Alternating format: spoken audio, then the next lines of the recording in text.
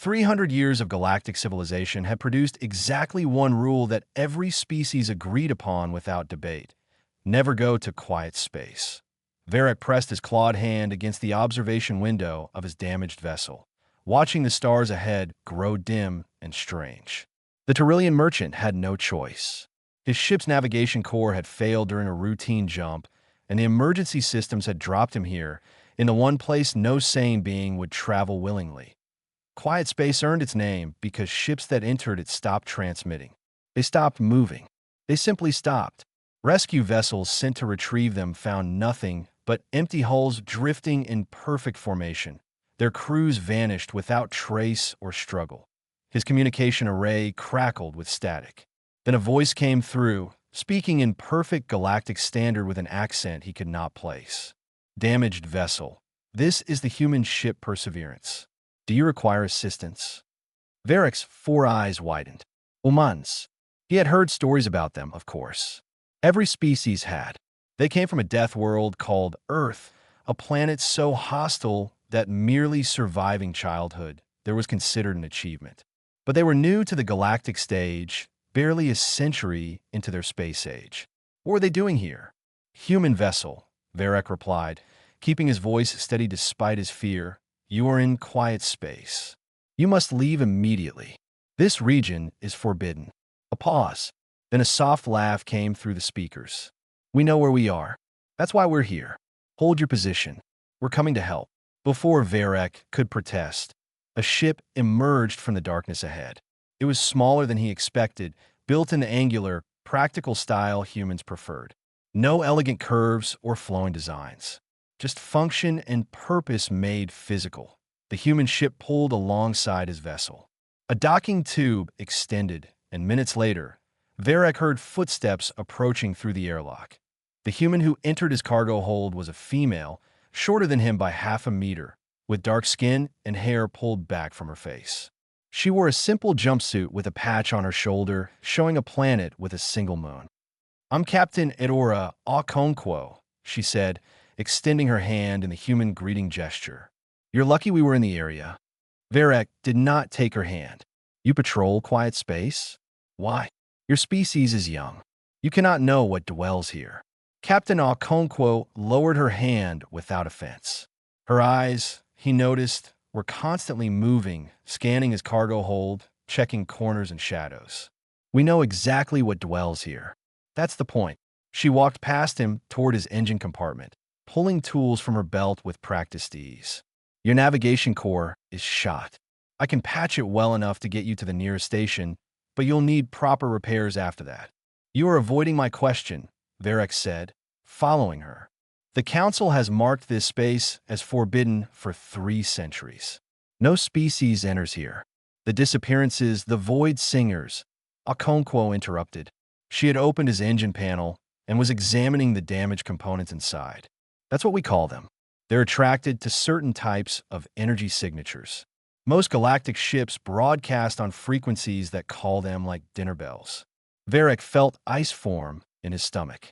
And human ships? We run quieter. She glanced back at him with a small smile. Our homeworld taught us the value of silence. Predators taught us to move without being heard, to mask our presence, to become invisible when we needed to be. When we figured out what was happening in this region, we adapted. You adapted, Varric repeated slowly. You found a way to survive where no other species could, and instead of avoiding this place, you chose to patrol it. Okonkwo returned to her work. Someone has to. Ships get lost here all the time. Navigation failures, engine problems, bad luck. The Council's solution was to declare the whole region forbidden and leave anyone who ended up here to die. Our solution was different. Your government ordered you to patrol the most dangerous space in the known galaxy. She laughed again, that soft sound that seemed to confuse him. Government? No, we volunteered. The Perseverance runs with a crew of 12, all volunteers. We've been out here for 6 months. You're our 23rd rescue. Varric sat down heavily on a cargo crate. His species had been traveling between stars for over 1,000 years. In that time, they had mapped dangers, cataloged threats, and built their civilization around avoiding anything that could not be controlled or defeated. It was the sensible approach, the safe approach. And here was this young species, barely 100 years into their expansion, deliberately seeking out the most dangerous place in the galaxy because someone needed help. Why, he asked. Why risk your lives for strangers? Okonkwo finished her repairs and closed the panel. She stood, wiping her hands on her jumpsuit, and met his gaze directly. Because when we were young on Earth, we had a word for people who saw others in danger and chose to walk away. We called them cowards. She moved toward the airlock. Your ship should be stable now. Follow us to the edge of quiet space. We'll escort you out. She paused at the door. And next time you hear about humans doing something that seems foolish or dangerous, remember this: we're not reckless. We just decided a long time ago that some things are worth a risk. Varek followed the human ship for 3 hours through the darkness of quiet space. His sensors showed nothing unusual, no energy readings, no movement in the void around them. But the humans clearly saw something he could not, because twice their vessel changed course suddenly, leading him around invisible obstacles. His communication panel lit up. Okonkwo to Tyrillian vessel. We're detecting a large mass ahead. Sensors suggest another ship bigger than yours. No power signature. Another victim of quiet space. Varek felt a chill run through his scales. We should avoid it. The Void Singers may be nearby. That's why we need to check it out. The human captain's voice was calm. If there are survivors in stasis pods or emergency shelters, we can't leave them. This is madness, Varek muttered, but he adjusted his course to follow. The ship that emerged from the darkness was massive. A Kelrani cruiser, one of the elegant vessels built by the oldest species in the galactic community. Its curved hull was dark, its running lights dead, its engines cold. It drifted like a corpse in the black. Life signs, Varek asked over the comm faint. Maybe 4 or 5. They're clustered near the center of the ship. Okonkwo paused. We're going in. Stay here and keep your systems powered down as low as they'll go. You cannot be serious. That ship has been dead for who knows how long. Whatever happened to the crew, then the survivors have been waiting in the dark all that time. All the more reason not to leave them. The comm clicked off. Varek watched the human ship extend its docking tube toward the dead cruiser. He counted the minutes in silence, his heart's beating too fast, his claws gripping his chair. The darkness around them seemed to press closer, and he found himself watching the stars for any sign of movement. 40 minutes passed. Then 50.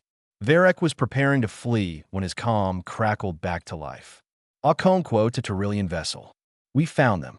The human ship detached from the cruiser and pulled alongside his vessel once more.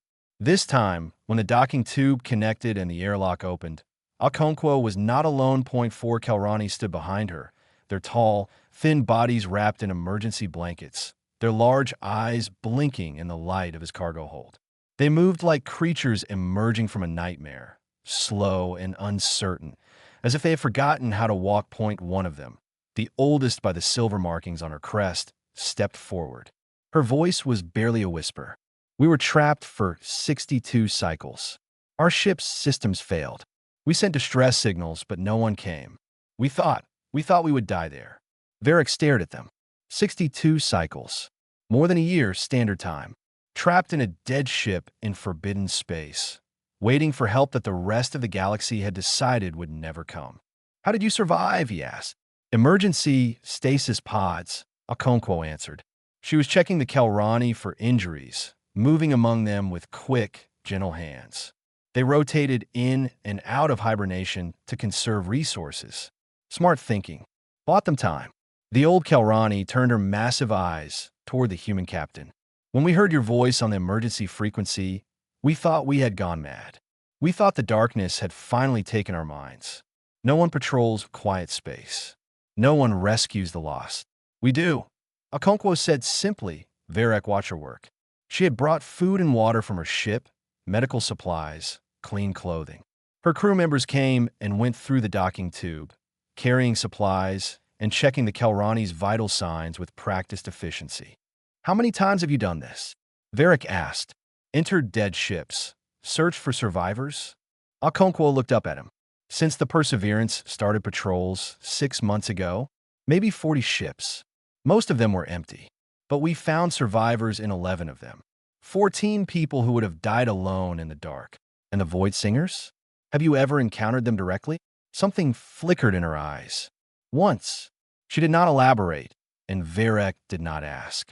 Some stories, he understood, were not meant to be shared casually. The old Kelrani approached Okonkwo and took the human's hands in her long, delicate fingers. My people will know of this. The Kelrani have walked among the stars for 10,000 years, and in all that time, we have never met a species that would risk death for strangers. We will remember. Okonkwo smiled, but it was a tired smile, the expression of someone who had heard such words before and found them less important than they should have been. Just get home safe. That's all the thanks we need. They escorted the repaired cruiser to the edge of quiet space. The Kelrani ship powered up its engines and jumped to safety, carrying its survivors back to civilization. Varek watched them go, then turned his sensors toward the human vessel still flying beside him. Captain Okonkwo, he said over the comm, before I leave, I must ask you something. Go ahead. You said you encountered the Void Singers once. What happened? Silence stretched between them. Then Okonkwo's voice came through, quieter than before. We lost 2 crew members. Good people. They volunteered for a distraction run so the rest of us could escape with the survivors we'd found. She paused. Their names were David Chun and Maria Santos. We carved their names into the hull of the Perseverance so we'd never forget. Varek closed his 4 eyes. And still you patrol here? After losing your own people? Because we lost them. Because they died saving strangers. If we stop now, their sacrifice would mean nothing. Her voice grew firmer. We keep going because that's what they would have wanted. That's what humans do. We carry our dead with us, and we honor them by continuing their work. The edge of quiet space appeared on his sensors, the boundary between darkness and the normal universe. Varek prepared his navigation systems for the jump home. Thank you, Captain, he said, for my life, for the Kelrani, for everything. Just tell people the truth, Okonkwo replied. Tell them that quiet space isn't forbidden anymore. Tell them that if they get lost, someone will come looking. Tell them that the humans are watching. Varek made the jump and left the darkness behind. But her words stayed with him, echoing in his mind, changing everything he thought he knew about the youngest species in the galaxy. The Galactic Council had not held an emergency session in 40 years. The last one had been called to address a border dispute between 2 minor species that had threatened to become a shooting war. Before that, the records showed decades of routine business, treaties renewed, trade agreements modified, the slow and careful work of maintaining peace among the stars. Now the Great Chamber was full, representatives from 100 species crowded into their designated seats, and the cause of this chaos was a single report filed by a Tyrillian merchant named Varek. Elder Malareth of the Kelrani rose to speak. Her silver crest gleamed under the chamber's lights, and her voice carried the weight of 10,000 years of authority. We have confirmed the merchant's account. 4 of our people were rescued from quiet space by a human vessel. They had been stranded for more than a year, trapped in a dead ship, waiting for death. The humans found them and brought them home. Murmurs swept through the chamber. The Vorthan ambassador, a massive creature covered in armored plates, leaned forward in his seat. Quiet space has been forbidden territory since before the humans had language. We lost 3 exploration fleets to that region before we finally accepted that some places cannot be conquered. How are humans surviving there? A smaller figure rose from the human delegation section. Ambassador Liu Mei walked to the center podium with the easy confidence that seemed to characterize her species. She was dressed simply, no elaborate robes or symbols of office, just a dark suit and a small pin showing Earth on her collar. We're surviving there because we adapted, she said. Human ships run on different frequencies than galactic standard. Our homeworld taught us to be quiet when predators were near. When we learned about quiet space and the Void Singers, we modified our technology to avoid detection. And instead of selling this technology, Elder Malareth said slowly. You chose to use it for rescue operations? We did. The Vorthan ambassador made a rumbling sound deep in his chest. Why? What do you gain from patrolling a forbidden region and saving strangers? There must be profit in this somewhere. Ambassador Lu smiled, and there was something in that expression that made several of the assembled representatives uncomfortable. The Perseverance operates on volunteer donations. The crew members receive basic salaries, nothing more. Most of them left better-paying jobs to serve on that ship. That makes no sense, another representative called out. Resources should be invested where they produce returns. Your species is young, still building its infrastructure. Why waste assets on charity? Because they're not wasted. Lu's voice grew harder. Every person rescued from quiet space goes home to their family. Every survivor tells their story. Right now, Elder Malareth's people are talking about humans as the species that save four of their own from certain death. That's not charity. That's who we are. The chamber fell silent. Species that had been traveling the stars for millennia looked at this young ambassador and tried to understand what she was saying. Finally, Elder Malareth spoke again. I have reviewed the records of human history. Your species has a long tradition of this behavior. You call them lifeguards, search and rescue teams, volunteer firefighters. People who risk death to save strangers without expectation of reward. That's right. Why? What evolutionary purpose does this serve? Lu considered the question for a moment. Our world was dangerous. Predators, natural disasters, disease, war. No individual human could survive alone. We needed each other. Over time, we learned that a community that protects its weakest members is stronger than one that abandons them. The instinct to help others became part of who we are. Even strangers? Even members of other species? Especially strangers. Especially other species. Lu looked around the chamber at the hundreds of alien faces watching her. When we first reached the stars, we were terrified. We didn't know if we would find friends or enemies. We didn't know if anyone would help us if we got in trouble. So we decided to be the help we wished we had. If someone is lost in the dark, we go looking for them. If someone is hurt, we try to heal them. It's not complicated. The Vorthan ambassador stood. His massive form towered over the other delegates, and his voice echoed through the chamber. The humans are proposing to patrol the most dangerous region in known space. They want to rescue anyone who becomes stranded there, regardless of species. This is unprecedented. We're not proposing it, Lu corrected. We're already doing it. The Perseverance has been operating for 6 months. We have 3 more ships in construction. Within a year, we'll have continuous coverage of quiet space. And you ask nothing in return? Lu shook her head. We ask only that when your people hear about ships lost in quiet space, you tell them the truth. Tell them someone is looking. Tell them help is on the way. Tell them they're not alone anymore. The debate continued for hours. Some species questioned human motives. Others suggested that this was some kind of complicated political strategy. A few accused the humans of seeking to embarrass the Council by succeeding where older species had failed. But at the end of the session, when the votes were counted, the Council passed a resolution officially recognizing human patrol authority in quiet space. It was not unanimous, but it was overwhelming. Elder Malareth approached Ambassador Lu as the chamber emptied. Your species confuses us, she admitted. We have lived for 10,000 years by avoiding risk, conserving resources, protecting ourselves. You throw yourselves into danger for strangers. It seems like madness. Lu looked up at the ancient Kelrani. Maybe it is, but I'll tell you something my grandmother used to say. The measure of a civilization is how it treats those who can give nothing in return. We want to be the kind of civilization she would be proud of. The old alien was quiet for a long moment. Then she reached out and touched Lu's shoulder with her delicate fingers. Perhaps, she said softly, after 10,000 years, we have something to learn from the young. The distress call reached the Perseverance at the worst possible moment. They were already towing a damaged freighter toward the edge of quiet space, their engines straining, their power reserves low. The new signal was coming from deeper in the Forbidden Zone, farther than any human ship had traveled before. Captain Okonkwo studied the readouts on her display. The signal was weak, broken, barely audible through the interference that filled this region of space. But hidden in the static was a voice, and hidden in that voice was fear. Please, anyone, children aboard, life support failing. Her first officer, a man named Tomas Reyes, stood beside her. We can't reach them in time if we finish this tow first.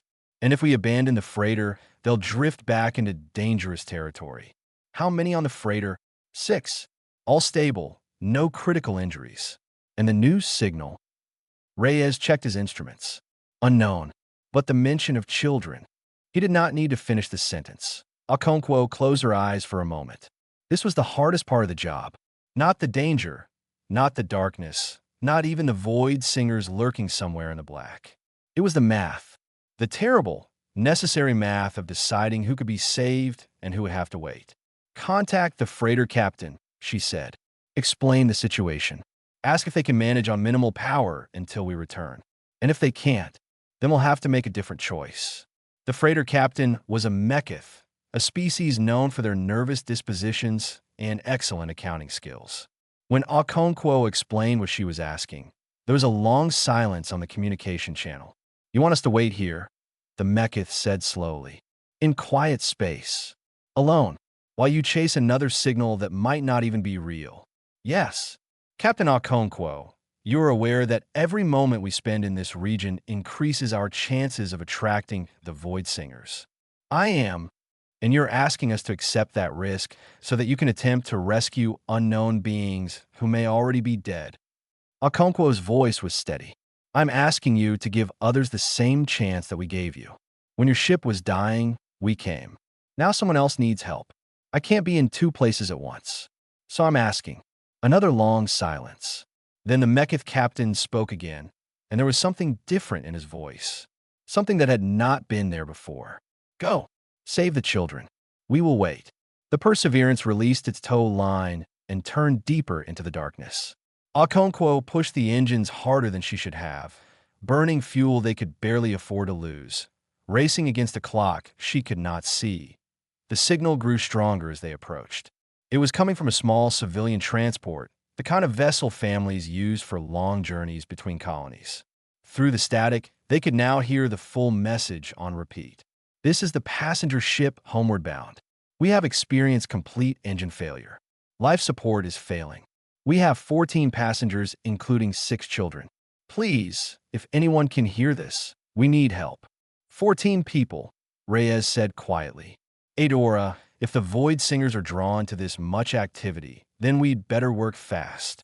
They found the homeward bound drifting in the deepest black Okonkwo had ever seen. The stars here were distant and dim, barely visible through the strange interference that filled quiet space. The transport was dark, its lights dead, its hull cold.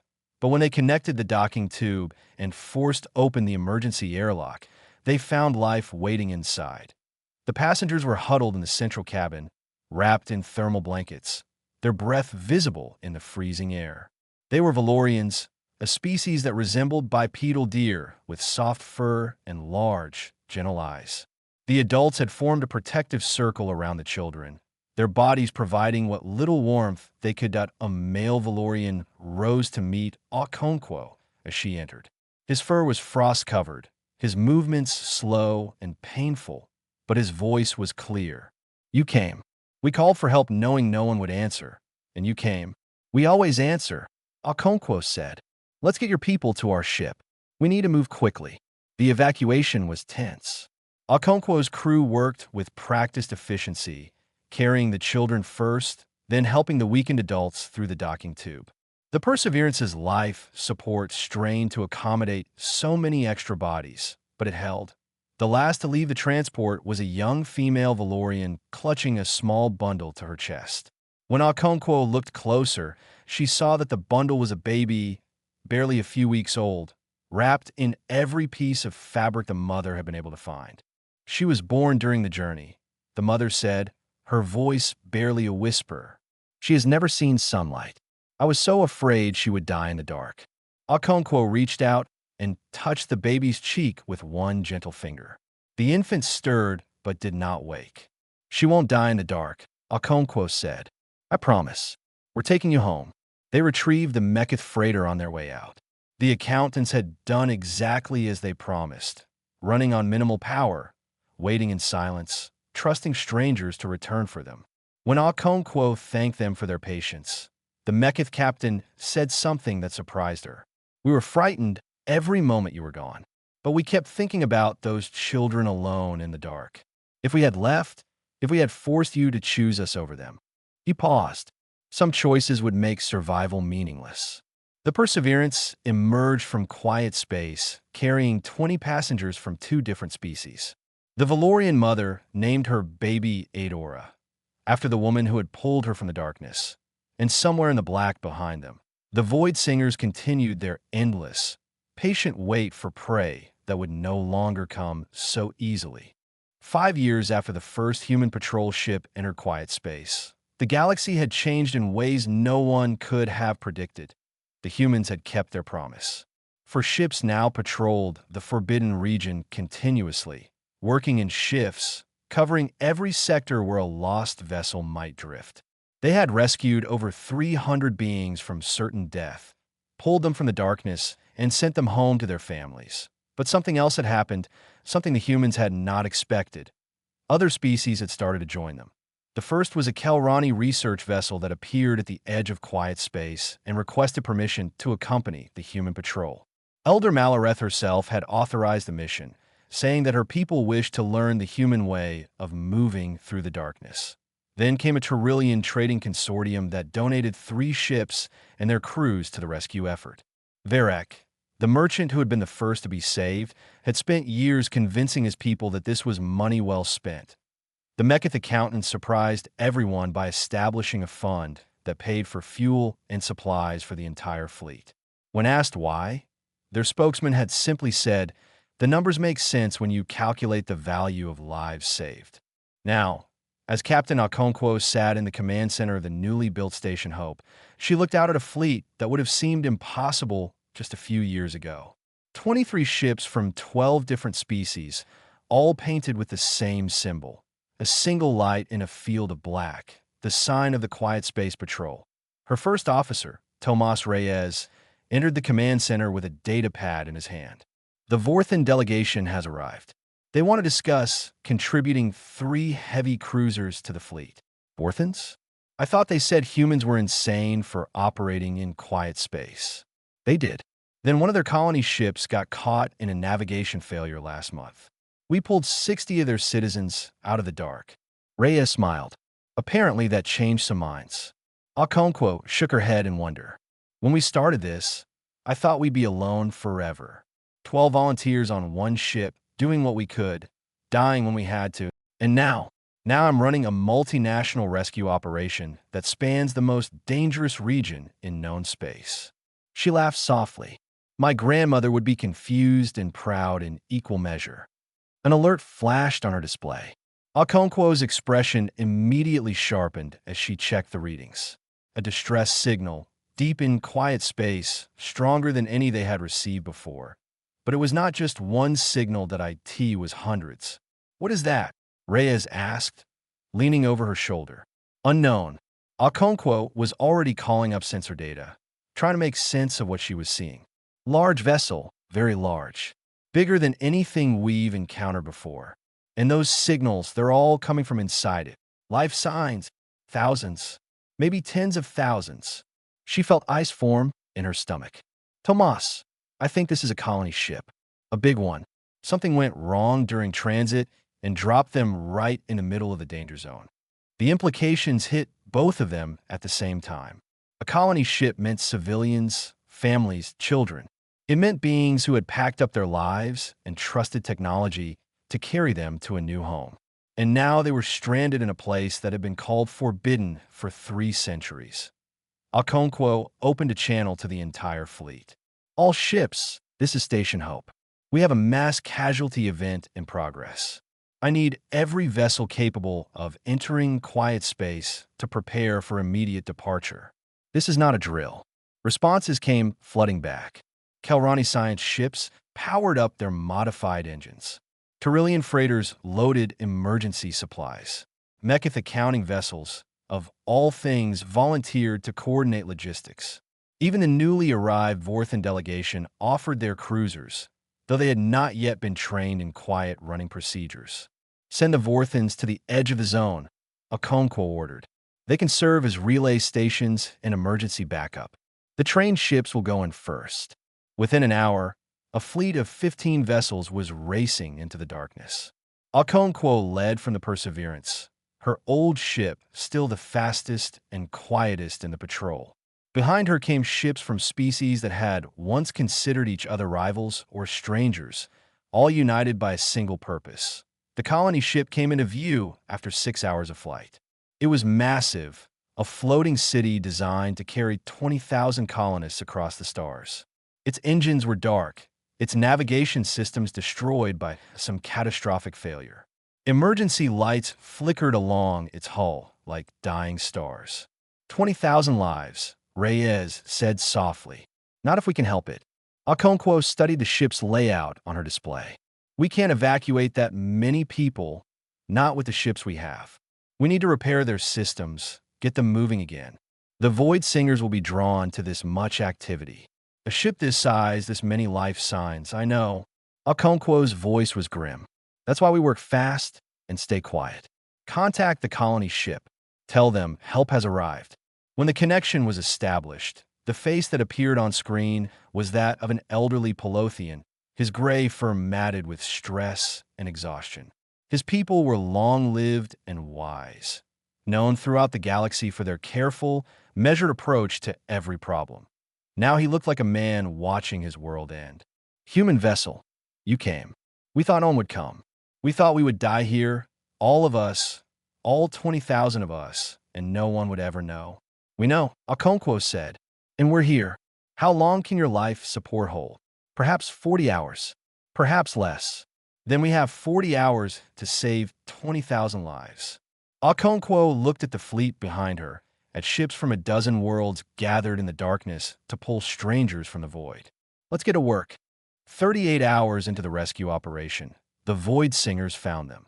Okonkwo was aboard the colony ship, personally overseeing the engine repairs, when her communicator crackled with the words she had dreaded since the mission began. Captain, we have movement on the long-range sensors. Multiple contacts approaching from all directions. They're coming. She forced herself to breathe. Panic would kill more people than the Void Singers ever could. How long until they reach us? At current speed? 2 hours. Maybe less if they accelerate. 2 hours. The engineering team had estimated 3 more hours to complete repairs. They would not make it, but Okonkwo had not spent 5 years in quiet space without learning a few things. She opened a channel to the entire fleet. All ships, prepare for Operation Lighthouse. Repeat, Operation Lighthouse is now in effect. The response was immediate. Ships began breaking formation, spreading out in a wide perimeter around the colony vessel. They powered up systems they normally kept silent, broadcasting on frequencies designed to attract the attention of anything hunting in the darkness.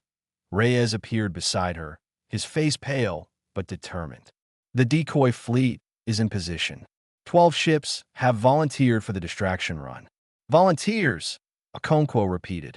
She thought of David Chun and Maria Santos, the crew members who had died in the first year of operations, buying time for strangers with their lives. Tell them to run as long as they can, then scatter and go silent. The Void Singers follow the loudest signal. If they can lead them away, they know the risks, Adora. They chose this. The minutes that followed were the longest of Okonkwo's life.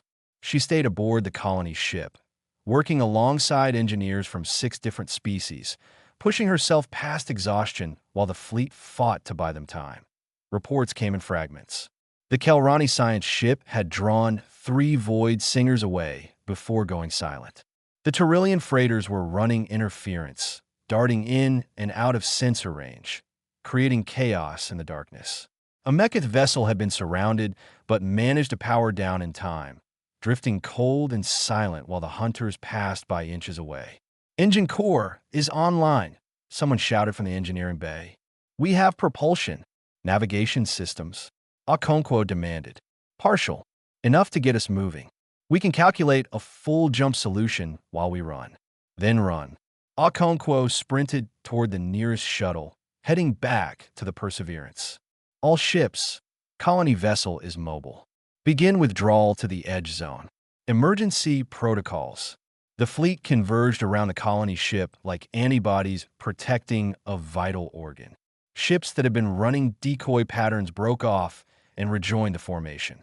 Others stayed behind, still drawing the Void Singers away, still buying precious minutes. "Captain," Reyes said over the comm, "we're receiving a transmission from the Kelrani vessel. They're surrounded. 5 Void Singers have boxed them in. They're requesting permission to go dark." Going dark meant cutting all power, drifting helpless in the void, hoping the hunters would lose interest. It was a last resort, and it only worked sometimes. "Granted, tell them we'll come back for them once the colony ship is safe." They said they know. They said, Reyes paused. They said to tell you that silence is worth learning. The colony ship lumbered toward the edge of quiet space. It was too big to move quickly, too bright to hide, too valuable to abandon. The fleet surrounded it, shielded it, fought for it, the boundary between darkness and light. The Vorthan cruisers were waiting. Their weapons were hot, their shields raised, ready to fight anything that followed the convoy out of the black. The colony ship crossed the threshold. 20,000 lives, saved from the darkness. Okonkwo kept the Perseverance in quiet space for another 6 hours, coordinating the recovery of the decoy ships. The Kelrani vessel had survived, its crew emerging from their hiding place shaken but alive. 2 Tyrillian freighters had taken damage, but were limping home under their own power. No ships had been lost. No lives had been spent. When she finally emerged from the darkness herself, Station Hope was waiting with all lights blazing. Ships from a dozen species had gathered to welcome the convoy home, their running lights creating a constellation of celebration in the black. The elderly Pelothian captain contacted her as she approached. His fur was cleaner now, his eyes brighter, but he moved like a man who had been given a second life. "Captain Okonkwo, my people wish to express their gratitude. 20,000 colonists will tell their children about this day. They will tell their grandchildren. 1,000 years from now, my species will remember the humans who came when no one else would." Okonkwo smiled, exhaustion finally catching up with her. "Just pay it forward. Next time someone is lost in the dark, be the light that guides them home. We will. I swear it on every life you save today." Years later, when historians wrote about the transformation of galactic civilization, they would point to this day as the turning point. The day when species that had spent millennia avoiding risk learned that some things were worth risking everything for. They would write about how the Quiet Space Patrol grew from 1 human ship to a fleet of hundreds. How species that had never cooperated before found common cause in pulling strangers from the darkness. How the galaxy changed because one young species decided that leaving people to die was not acceptable. But Okonkwo would not care about the history books. She would care about the children who grew up because someone was watching, the families that stayed together because help came when it was needed, the thousands of lives that continued because 12 volunteers on 1 ship had decided that being a light in the darkness was worth any price. The Perseverance remained in service for another 30 years. When it was finally retired, they moved it to a place of honor at Station Hope, its hull still scarred from countless missions, the names of its fallen still carved into the metal. And on that hull, under the names and the scars, they added one final inscription. "Here we kept the silence so that others might speak again."